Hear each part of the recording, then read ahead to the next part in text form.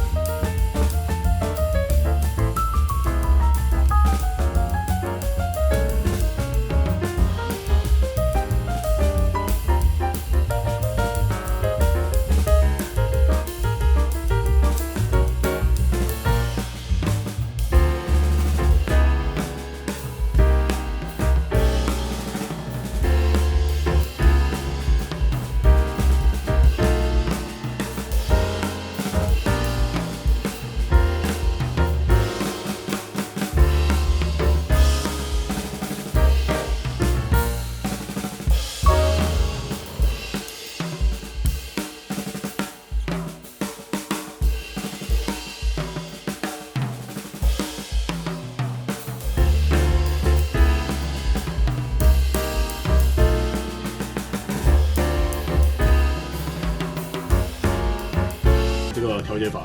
最终，我跟大家总结一下：如果你们想要买 HPA 的所有的套件，低阶款的，你就去台湾色左擂台买他们所有的套件。基本上它里面的气瓶、调节阀、线基本上都有一套，你直接买它的比较好。如果你不想去国外买的话。